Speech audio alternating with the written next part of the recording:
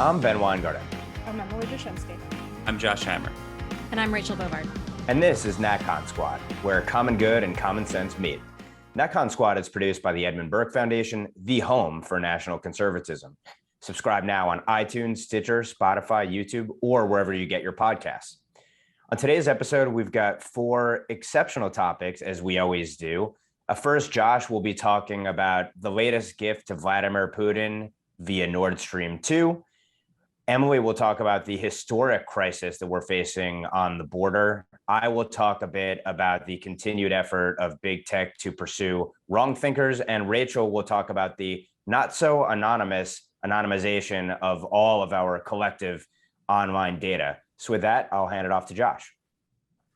Okay, so we've probably discussed this on previous podcasts just a little bit, but last week came kind of the formalization, the solemnization, if you will, of Biden kind of teaming up with Angela Merkel to give their to confer their joint blessing on the NordStream2 pipeline.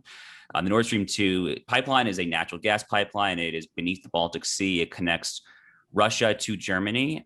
This was a hot topic that we may recall during the Trump administration. It was kind of frequently in kind of conservative media at that time. The Trump administration admirably took a very hard line on this pipeline from my perspective. They had lots of sanctions on the various actors.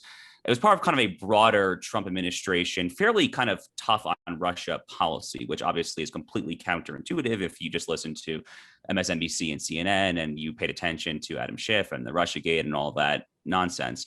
The reality is that President Trump was actually quite tough on Russia, whether it was kind of shoring up missile defense in Eastern Europe after Barack Obama with his kind of infamous slip to Medvedev in 2012, more flexibility after the election, the whole reset.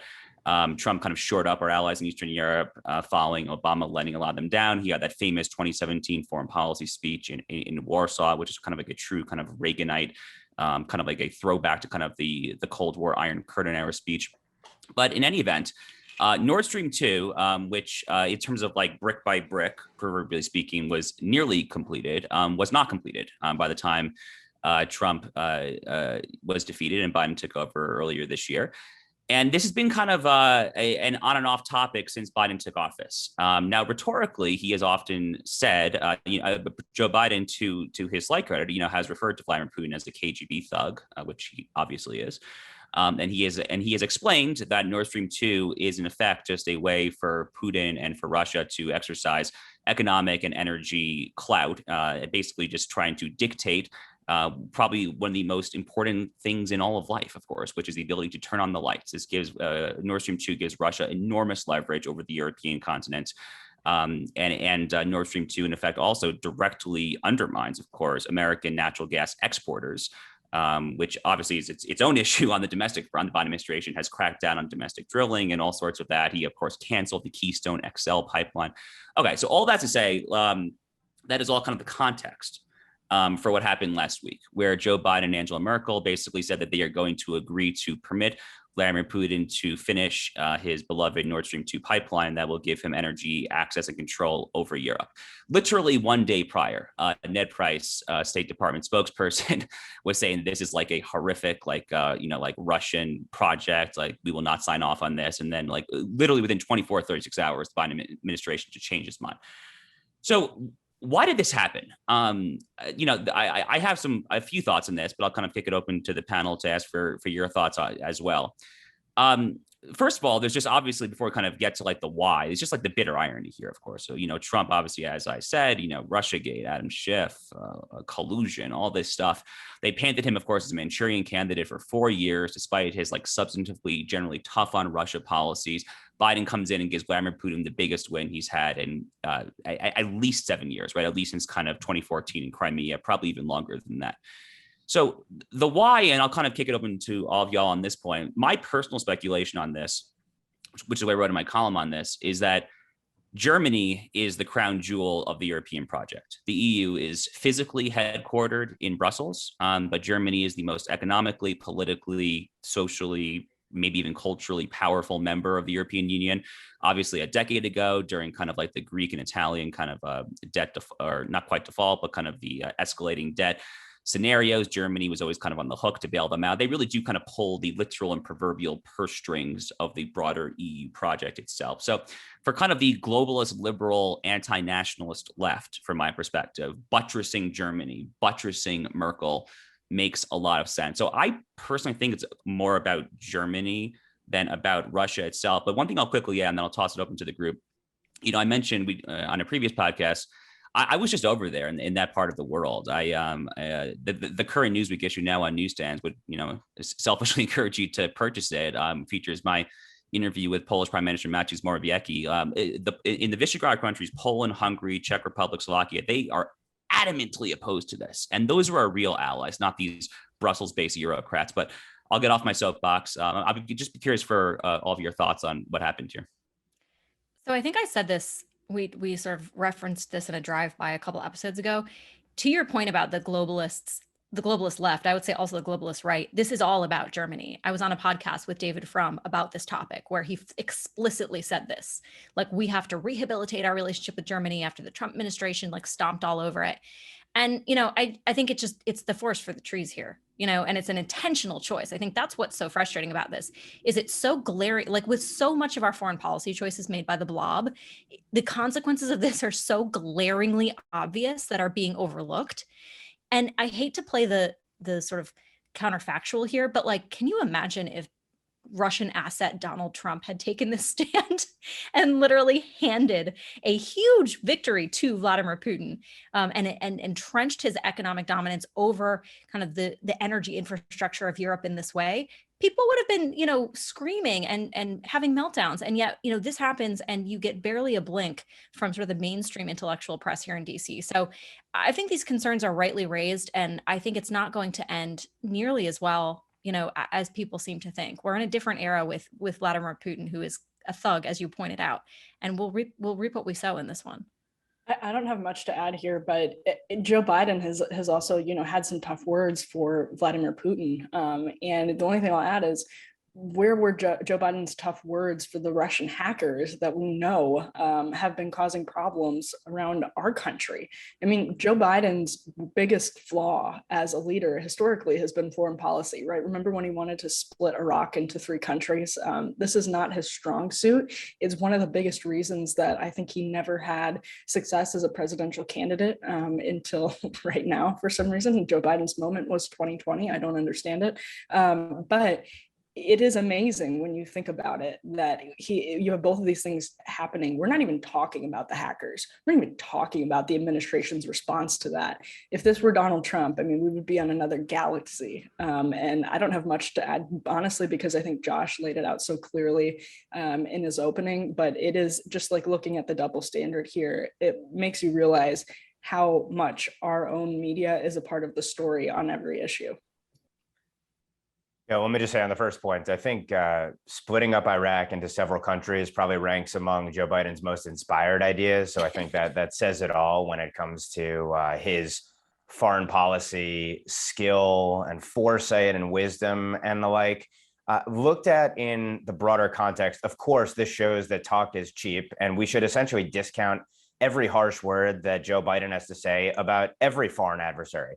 When he says Xi Jinping doesn't have a democratic bone, small d bone in his body, you can expect him to cave on a whole series of things. And we've seen that, of course, in the way that the administration is essentially looking the other way on Chinese cyber hacking with respect to Microsoft and elsewhere as well. And all of this is going to send a signal to our worst adversaries that essentially their aggression and coercion is going to be rewarded. The administration will bend over backward and claim that it has to do so with China for climate change or public health, because you want to trust that to the Chinese Communist Party. And looked at in the broader context, I mean, a couple of takeaways are, what's the point of NATO? Or should it be completely recast or done away with and a new alliance developed if you're going to give the reason that NATO was created this massive geopolitical leverage over all of Europe through this figurative, not figurative, literal pipeline into Germany? What the heck is the point of NATO then? Would be one question that we'd have to ask for those on the left who, again, claimed, as Josh alluded to, President Trump was a traitor. He wanted to destroy NATO, reckless, et cetera. well, what does this do? I mean, how can you claim to justify these billions of dollars to defend against Russia, and you're giving them entree to the entire continent?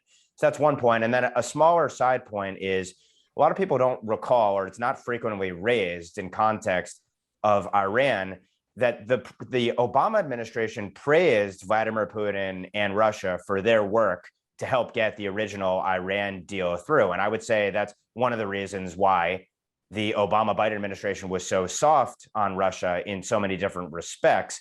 I think you may see the same thing here, that the administration will try to justify this policy in part by saying, look, we have to sort of curry favor with Russia to some degree as we try to get back to a quote unquote deal with Iran. All of this, of course, is only going to embolden and empower our worst adversaries and further delegitimize the globalist progressive project.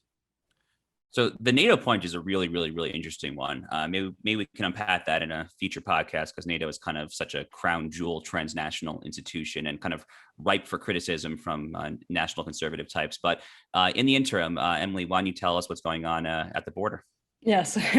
Well, it's not good. I mean, I'm reading from my colleague, John Daniel Davidson's most recent column. He reports often from the border. He's based in Texas.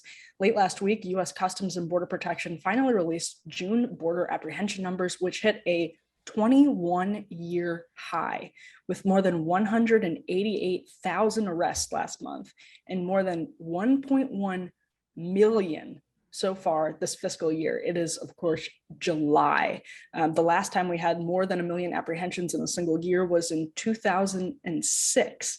And we still have 3 months to go in this fiscal year. These are numbers. I mean, we've seen caravans that, have given conservatives an opportunity to talk about what's happening at the border and to talk about the severity of the situation. We've seen influxes and surges. This is beyond that. This is a 21-year high. You have people basically just pouring into our country, desperate people whose passages into America are being paid for to cartels. Cartels are trafficking them to our border, are making incredible profits off of it. And Joe Biden is skating. The responsibility, the media, if this were happening under Trump, by the way, would be apoplectic. They would have reporters at the border every single day. Instead, what we're talking about right now is still January 6th. That's what we're talking about in the media constantly, January 6th. When meanwhile, down at our southern border, you have more than, this is 188,000 arrests and more than 1.1 million people coming into the country just in this fiscal year alone. That number is going to continue to go up. These are staggering figures. So there's the media layer, which is that the media is choosing not to focus on them. And that's wildly irresponsible and shows a double standard. But at the same time, the substantive layer here, which is that you have 1.1 million people coming across our border in this fiscal year so far. That's not even in total.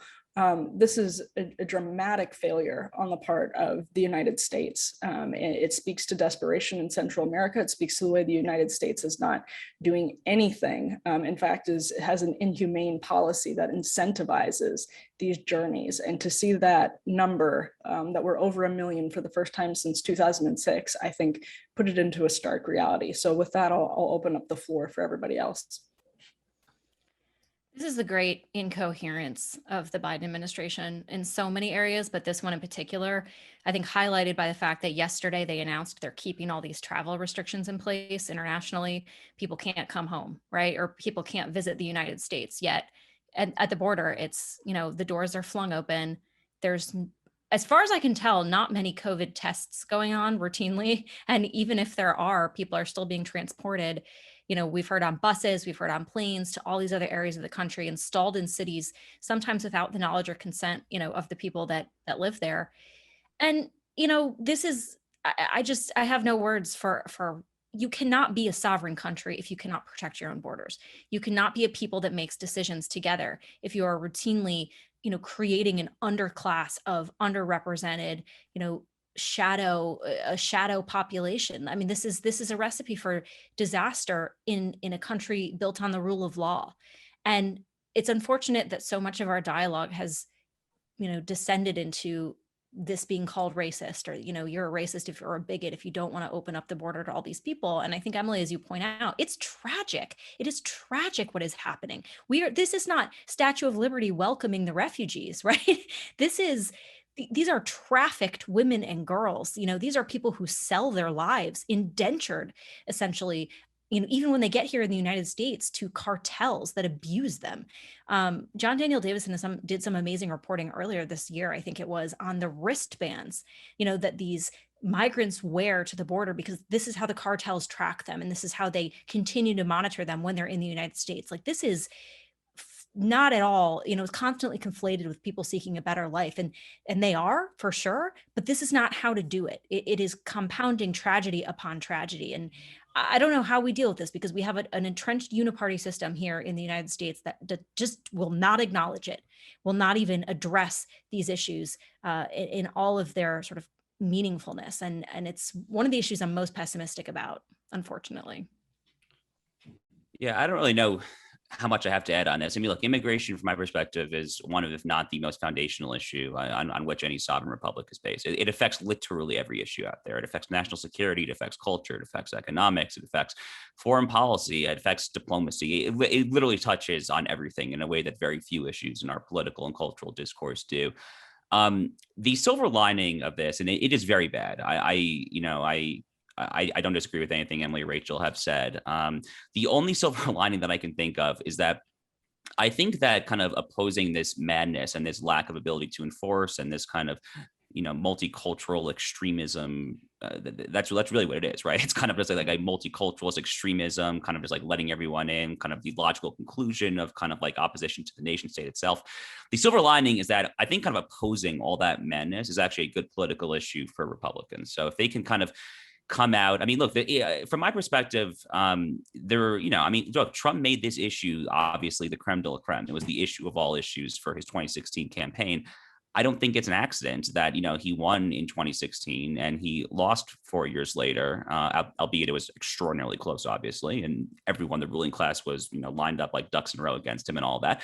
But if you go back and look at 2020, immigration was really not an issue anymore, right? I mean, like, especially kind of was during COVID, and like kind of like transnational cross-border migration was just like kind of like out of the public limelight here. So I think really bringing this back to front and center of the political discussion, which I feel like I've written numerous columns on over the past 6-7 months or so, I think that's a very good thing for Republicans and for conservatives in general, because despite kind of tied this segment to the last segment on Nord Stream 2, despite kind of like the left's preoccupation with kind of eradicating borders and kind of the globalist project and all of that, I think the American people, by and large, the same way that they like retain their sanity for the most part on like transgender sports or CRT or stuff, I think they actually still have a base level appreciation for the nation state itself. I think it's a good 2022 issue for Republicans to run on, at least. Yeah, so I agree, Josh. This is a winning political issue near term, but in terms of policy long term, obviously, we can't even begin to measure how substantial the costs are going to be. As I've talked about and written about at length in the past, even just the fact of having hundreds of thousands or millions of non-citizens that get counted in the census ultimately has a massive disproportionate impact on our political system in terms of apportionment of congressional seats and the drawing up of other districts, plus the doling out of hundreds of billions of dollars allocated down to jurisdictions every single year. So there are disastrous impacts even before we get to down the road, or maybe not so far down the road, a mass amnesty or something worse, on top of course, the degradation of the concept of rule of law, sovereignty, and all the other things that make a nation a nation. I do think on the political side, it is just an amazingly stark contrast to look at this Department of Homeland Security Secretary Mayorkas talking about not one single Cuban allowed to come here. They'll all be turned away at any port whatsoever. Yet we have a mass incursion essentially on the border right now. And it shows you so starkly, so clearly that this is purely about politics. Democrats can't deny it anymore. And Uniparty really can't deny it, to be fair, cannot deny that their agenda is basically a belief in, for the corporatists and globalists, a cheap labor underclass, and ultimately for a believed permanent Democrat majority. But even without a permanent Democrat majority under mass amnesty, as I noted, all myriad issues that ultimately benefit Democrats and Democrat constituencies as well. And the last point I'll make is to follow up on Rachel's point. Is this not an executive branch supported super spreader event at our border? And shouldn't we be describing it that way? I think we have to hold them to their own standards on this. So again, that points to it's a politically salient issue, but also on the merits and on the policy, a real issue with real consequences that we're going to be talking about and unfortunately dealing with for years to come. And with that, I guess I'll transition to myself to talk about another issue just like that. January 6th was mentioned earlier, and I've been trying to synthesize and distill my arguments relating to January 6th. But ultimately, as I've said, it sort of boils down to this being the one singular event which has served as the foundation, the edifice for this project to essentially cast wrong thinkers as bigots. If you're a non-progressive, you're a bigot. Bigotry is the root animating sort of emotion that contributes to domestic terrorism. White supremacists, far-right wingers, et cetera, are the leading domestic terrorist threat. And consequently, the government and all of its private sector actors have to get together and try to chill, stifle, silence, and destroy anyone who falls in that non-progressive bracket, ranging from, domestic terrorists adjacent to the domestic terrorists themselves. And I think that is the whole meta narrative. And casting every single issue as being about race or equity, so-called, I think feeds into this same overarching meta narrative of non-progressives, evil, bigoted, potentially terrorists. Consequently, it's only fair, just, and virtuous to pursue them using all levers of power. And so we got a couple of recent examples of that this week, and it seems like there are myriad examples every week. We talked about a slippery slope last week. I mean, we are all sliding very quickly down that slope. There's the news of the ADL, which is putatively supposed to be about fighting against those who are attacked, but in reality is essentially a left-wing mouthpiece, including being run by someone who's a former senior Obama administration official. The ADL essentially said they're going to work with PayPal to try to identify right-wing extremists or white supremacists, domestic terrorists, et cetera. Pick your adjective for wrong thinkers in this country, because this is how conservatives are smeared, of course. Going to work with PayPal to identify essentially how they're using that platform to fund and contribute to their activities. And this is in line, by the way, as I go back to my hobby horse, the Biden administration's countering domestic terror policy. It talks about working with big tech to target the funding of these organizations and groups, et cetera. PayPal, by the way, has already booted people who it doesn't like off of its platform, putatively for violating its rules and regulations, but oftentimes because they promote or produce content that doesn't comport with PayPal's progressive leaning. So ADL, this NGO, essentially working with a private company to target wrong thinkers and collect information on them. And then they claim, according to reports, that they're going to share it with law enforcement and government as well.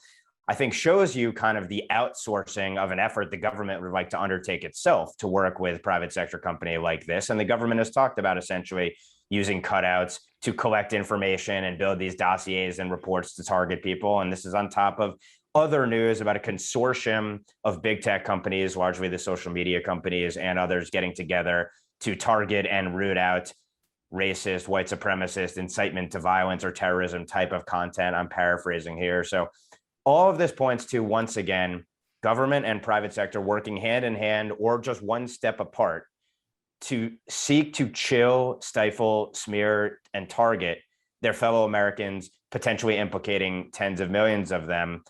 Am I stating this correctly, I guess, would be my first open question to the group. And then what do you think the ultimate consequences are, or where does this lead? Well, I mean, this is the problem, right? Ultimately, with misinformation or hate groups or whatever, is that it's so vaguely, always intentionally, I think, vaguely defined, that it conveniently comprises all the people you hate, right? And suddenly, it's a matter of national security. It really is. I know we hate and overuse the phrase Orwellian to describe this moment, but I can't think of any better term.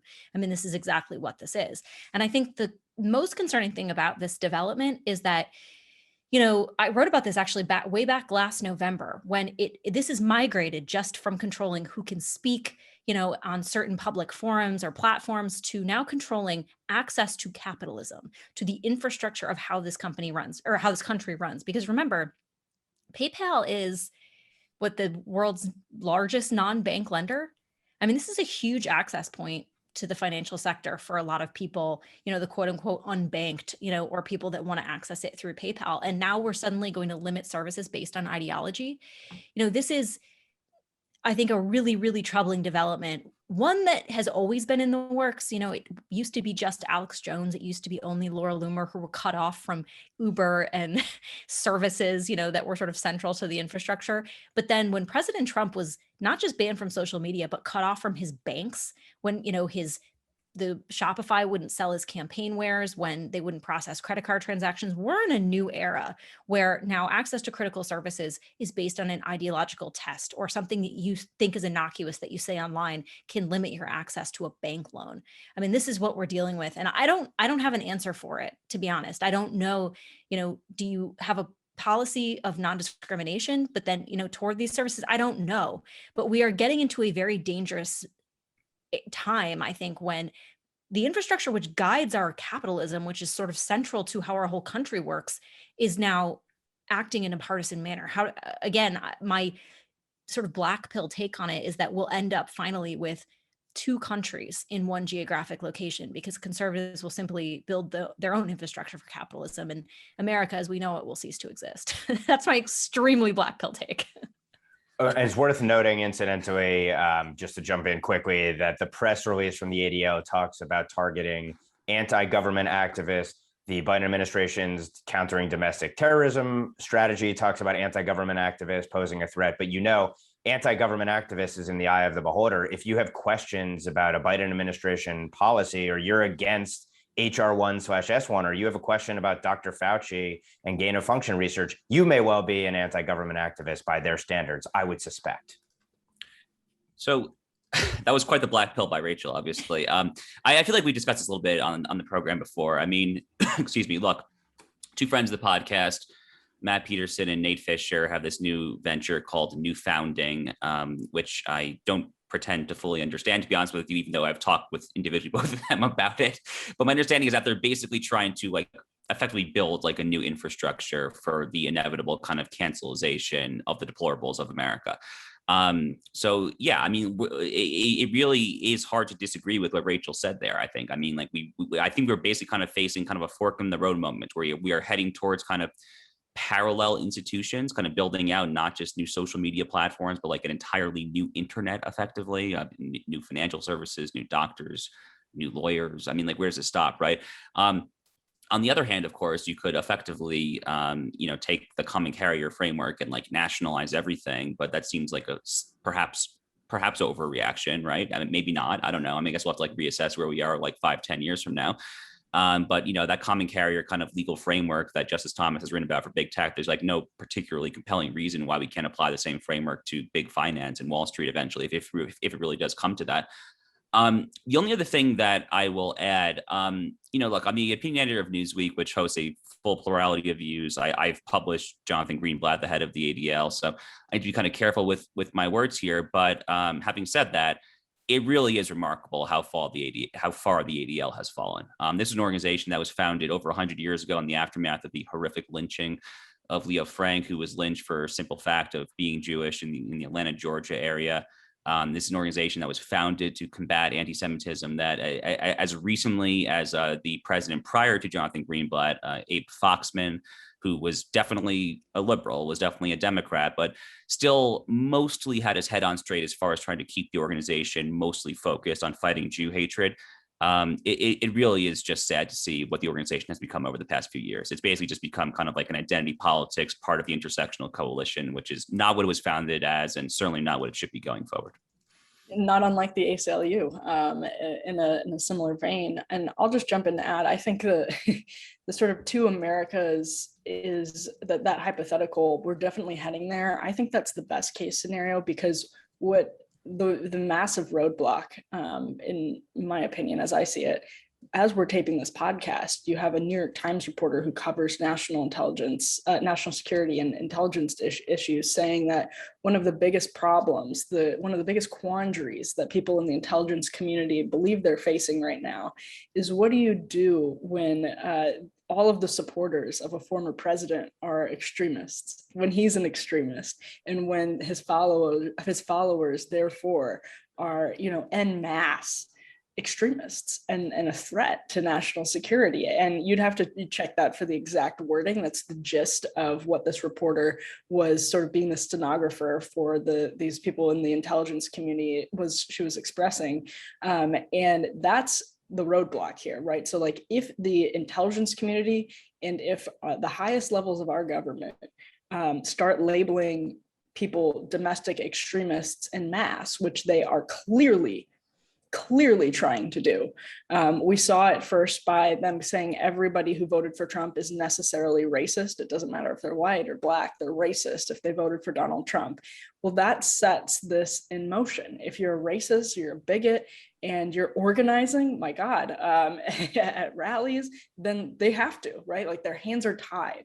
And so you can't even have access to capitalism, to markets, to the system that would enable you to do things like sell your own razors if Gillette is going woke, or create you wouldn't even have access to that if you're labeled a domestic extremist. And that's where I think it gets extremely, extremely dangerous. And that sounds kind of like a black pill too. It sounds super pessimistic, but that's where we are. It's not that we can't vote these people out. It's not that we can't vote with our dollars as well. We can do all of that, and there is hope. I mean, this is the greatest system of government. We're so blessed to live in the greatest system of government that has ever been created. So there's hope, but we're definitely walking a very, very fine line right now, and could be on the precipice of something very dangerous if we don't kind of wake up. And I know a lot of people have sort of woken up to the reality,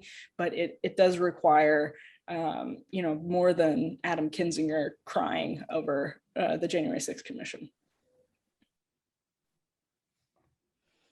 Well, on that sunny note, I guess we ought to transition to Rachel, Oh, yes. who will talk about the non-anonymous information being collected on all of us online after we've all been pushed in our homes for the last 18 months and done everything digitally. Right. If you were looking for an optimistic big tech take, you came to the wrong place. So I wrote a piece this week in the New York Post about sort of an obscure case that happened recently, in which an online Catholic newsletter was able to take geolocation data from the app Grindr, it's a gay dating app, cross-reference it with publicly available, information about home ownership, building rentals, things like that, and locate, identify, track, and then out a gay priest who was using the app Grindr.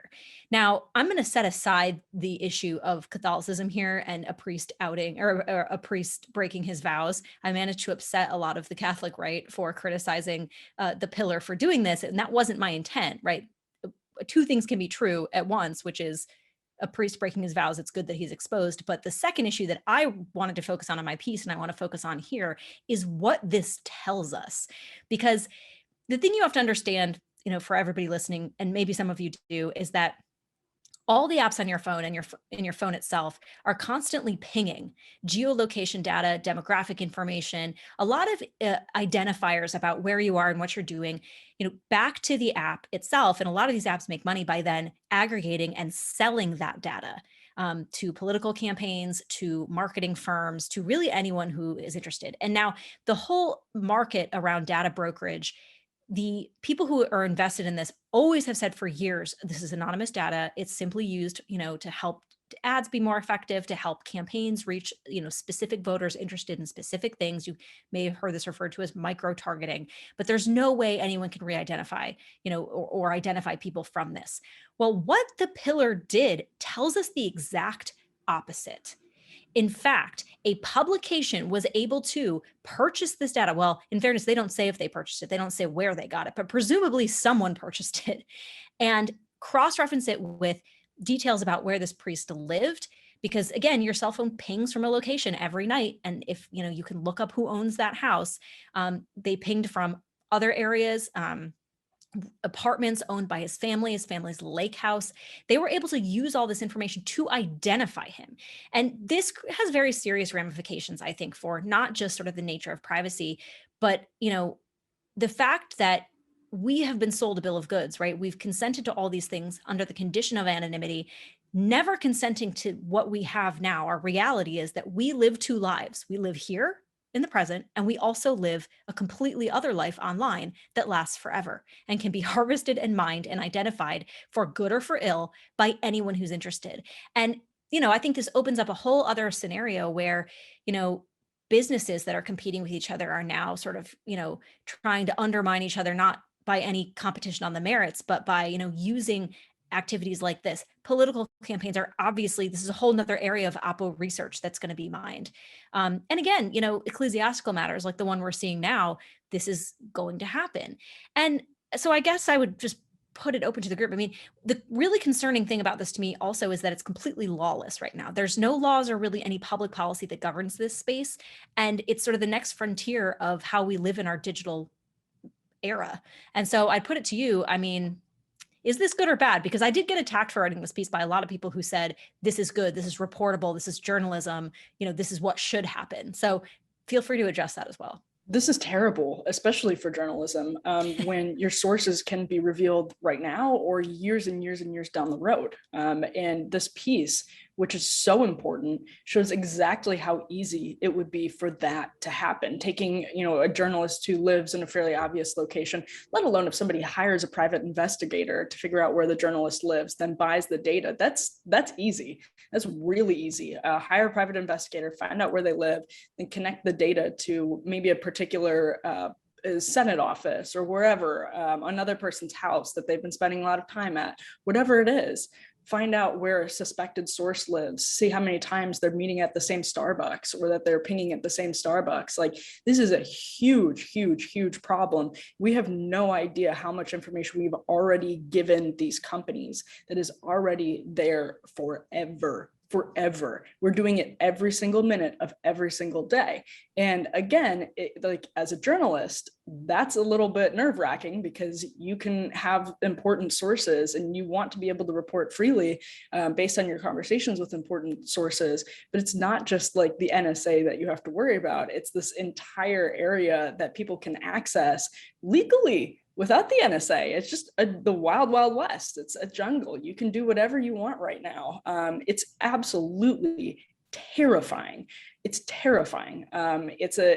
As we become more and more aware of this is like, it reminds me so much of like the early days of Facebook when people were starting to realize that like they were giving their data to a private company and like those pictures would follow them forever, even when they like applied to college or applied for jobs after college. Like, this story reminds me of that, but for something so much more serious than silly party pictures at Halloween. Like, this is just, as we become more and more aware of it, we're going to have to live our lives basically like we are in a panopticon. You should probably already be doing that because we do live in a panopticon, and that's the sorry sort of state of the world. But that's, I think, the new reality. Yeah, we're essentially. Go ahead, Ben. No, I was just going to really briefly say we're essentially heading towards a potential intelligence dictatorship, but operated by both private and public sector actors. And I think this sort of capability points to the fact that we're headed towards a social credit system with American characteristics. Obviously, there are all sorts of upsides to all the technologies we have, but our phones and our computers are the greatest spy devices ever created. And it, of course, would stand to reason that if you had technology like this put in the hands of state actors and non-state actors, ideologically driven, the end results would potentially be catastrophic. I suspect there will probably be a movement at some point in our lifetimes, not sort of a neo-Luddite kind of movement, but a movement towards going towards dumb, old types of technologies so that you pretty much get off of this grid. But but that's going to make life increasingly difficult to live after you've had all of these luxuries and everything at your fingertip for decades. So this will probably be a long-term trend, and maybe we'll trace it over time on this show. And we'll see if this show itself has to end up ultimately recorded in person at a secret location that no one knows about on devices that can't be tracked. We'll see. Yeah, look, I don't have a whole lot to add here. I agree that this is kind of harrowing and scary stuff. I will say, to kind of Rachel's point about the Catholic right, in one of my group chats, when I messaged Rachel's op-ed, one of my first responses was from a friend. I couldn't tell if it was snarky or serious. Was like, why is this a bad thing? So, let's kind of hold that aside, right? Look, I look, James Poulos, our friend at Claremont, is kind of a fellow at the Center for Digital Life or whatever. That's this kind of organization, and it kind of takes up a lot of James's writings these days.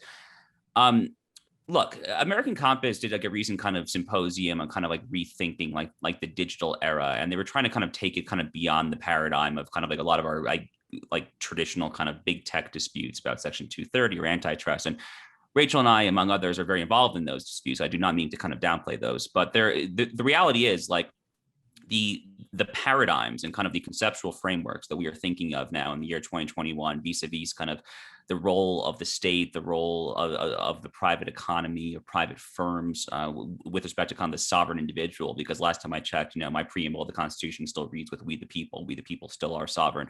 All these things are changing like in real time. It's a very scary time to be alive. It's also a very exciting time to be alive because if you're kind of on the cusp of this, if you and I don't have all the answers here, obviously, and I don't think anyone does, but if you care about these issues, if you care about the fundamental relationships between a sovereign individual and a state and the quote unquote private sector, which increasingly is just kind of a public sector ruling class enforcement arm. These are kind of like the tripartite, like three-way interactions that we have to be thinking about over and over again over the next 5 to 10 years here. So I was happy, despite some of my protestations, sorry, that's funny way to put it, some protestations from some Catholic friends that Rachel ran her op-ed. But no, it obviously is scary stuff. Very, very, very harrowing. I don't have much more to add, though, to be honest. All right, well, with that, we can move to parting shots with whoever wants to get started. Well, I was going to say that story, actually, I'm glad Rachel wrote about it and that we talked about it. That was the one that has been on my mind the last week. I do really think it's one of the most important things that has been written because the implications for human life are just massive, psychologically and practically. And I think so far we're kind of like looking through the glass dimly, like we don't fully know how all of this works. We don't fully know what it looks like to try to buy data and to then go through the process of locating people and et cetera. But it's also a good reminder that like you can have data that doesn't tell the full story, and that can be weaponized, and you can be condemned for data that wouldn't tell the full story, right? Like, what if, this is a hypothetical, it's not what actually happened, but what if that priest was, take the grinder aspect out of this, ministering to somebody, and they had been outed because for trying to seek help because they had an enemy, because the priest had an enemy who thought they had him on this. And what ends up happening is two people are outed. Now, again, that's a hypothetical. It's not what happened. But you can very easily see how something like a private religious council with your priest can be weaponized by an enemy. And that's sort of something we should all be kind of thinking hard about on a daily basis, is that like this information is not the full story, but the information is going to be used as the full story and weaponized as it. And that's something we're contributing to, again, with every passing second that our phones are on. Yeah, Michael Brendan Doherty, I thought, had a good observation when he was writing on this story. And he was in favor, obviously, he thought it was good what happened, that, the priest was removed from service, but he made the point. He's like, look, Jesus Christ spent a lot of time with, the underserved prostitutes and, people of ill repute, and could have, if you just looked at that data, you could make a lot of assumptions that weren't true, to the point Emily's making. But more broadly, I think on this topic and so many of the ones that we talk about here, I keep coming back to this idea that, our politics has failed us in so many ways, because all of these questions are one of social consensus, of how we want to live together, of governance. And this is what our politics is for, not to answer every single question in a specific way, but to grapple with and mete out and debate these questions so that people see their concerns heard in their representative area of government.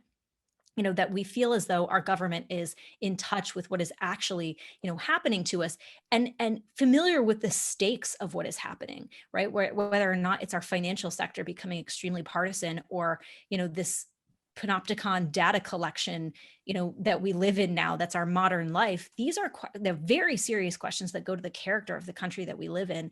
And our Congress today is just busy, focusing on January 6th, which was a terrible tragedy, but we know a lot of information about that already, enough that we should be able to move forward with reforming the Capitol Police so nothing like this ever happens again. Yet here we sit, with a Congress that could care less about really, really significant areas of self-government, from immigration, to what the technical revolution has wrought. And I think until we get leaders that understand this and use that forum for what it is meant for, we're going to still trickle down towards this like extremely partisan, two separate countries scenario. So not to leave us on a black note, because I think, as Emily points out, there always is a lot of hope for America. America's built on this foundation of idealism, and I always come back to that. But guys, we gotta make a turn, and fast. Yeah, we do need to make a turn, and fast. And I think part of kind of recovering America, restoring America, if we're going to prevent an ultimate kind of fracturing, whether that's a political fracturing or like a true kind of PayPal style, like new founding, like we go to separate doctors, lawyers, et cetera, kind of fracture. We need to kind of, I'll take it back to first principles here, honestly. I mean, we need to kind of recover like a Lincolnian sense of nationalism. Abraham Lincoln, he obviously opposed slavery. I mean, you can read it, his Peoria speech. He famously said that the foundational question of politics is, using his words at the time, if the Negro is a man, then he is entitled to full rights. Then it's not up to kind of Stephen Douglas and the territory. So to be clear, his track record was clearly anti-slavery, and he advocated for natural justice for Blacks in the Western territories, in contrast to the Dred Scott decision, all of that. But he also was kind of a staunch nationalist, which, Rafi Ice, was affiliated with the Edmund Burke Foundation, the sponsor of this podcast, had a brilliant essay in I think it was this past spring's National Affairs, about kind of Lincoln's kind of like more overtly nationalist kind of oriented statesmanship. Really his second inaugural address, the first inaugural address for kind of judicial supremacy reasons is one that I personally find myself citing a lot, because he talked about kind of the scope of the binding authority of Dred Scott. But the second inaugural address, which is very short, and it kind of just has, that amazing kind of like bone-chilling concluding lines about, with malice towards none, with charity for all, et cetera, was kind of like a profoundly kind of nationalist address. And I think we on the right would really do well to kind of recover just a broader kind of sense of why it is that these United States are one country, why we almost split. We didn't do it. We should not go down the rabbit hole of flirting with it again. So I would just kind of encourage listeners and viewers to kind of go back and read Lincoln's second inaugural address, to be honest. I agree with pretty much everything Josh just said, but where I come back to in sort of my pessimism or my skepticism here is, what evidence can any of us point to that our ruling class has any desire, well, first of all, shares the values, principles, and traditions of the country at large? Can anyone make a case that in some respects, I mean, we're not two countries today, that there isn't clearly a ruling class and then everyone else sort of divide? And the everyone else may have a whole diverse, wide spectrum of views on all manner of issues, but clearly there's culturally two Americas, or significantly more. And in the past, the beauty of the system was that even though we all had our own cultures, traditions, family backgrounds, and the like, religions, and a whole host of variety of myriad differences on all manner of issues, at the end of the day, we still united on several common core principles. I'll use a different phrase than common core, but you know what I mean there. The fact of the matter is, it's hard to find anything that we're really united on as a country today, at least when it comes to the ruling class versus everyone else. I used to think that sports was the one place where you saw people from all walks of life who were all devoted to a singular cause of triumphing, of excellence and achievement. But now, of course, sports has been perverted just like every other aspect of our life. So it's a demoralizing situation. Now, on the other hand, never before, in my view, have the institutions delegitimized themselves to the degree that they have. It's never been more open for everyone to see the contempt and disgust with which our elites hold most of the country, and also just their failures on almost every single issue that matters in American life. So I do think that the institutions have exposed their own rot and corruption. That is a positive thing. But in the interim, we go back to January 6th, and January 6th being held up as the issue today and probably for months, if not years to come. FBI Director Wray has classified that as domestic terrorism. I think we have to take those words with all the meaning that they have. The government intends to potentially probe, investigate, prosecute, use the full powers of the government, and then the private sector hand in hand as well, to pursue wrong thinkers as they describe them. And we are on the precipice of something that is terror in this country, but it's the authorities unleashing a terror on the American people. And that, by the way, should unite all Americans of political stripes, I assume, because of partisanship, that won't be the case. But I've tried to underscore this and articulate it a million different ways. But January 6th has to be seen as the tip of the spear. It's not about the individual aspects of the event itself, which I've condemned from the start, as have everyone on this podcast and pretty much everyone in America as well. But it's the notion that that singular event is being leveraged to do something infinitely more devastating for millions of people, cutting across all party lines, ultimately, when we talk about state and private sector power being used against those who don't have views that comport with the ruling classes. And that is why this, to me, is the essential issue. And all of these other issues are related, of course. But the fact of the matter is there's a route that's being attempted in this country right now. And I guess part of what we try to do in this podcast is awaken people to it and lay out the stakes as crisply and coherently as we can. So on that note, for Rachel, Emily, and Josh, thanks so much for tuning in into Nat Squad. I'm Ben Weingarten. We'll catch you on the next episode.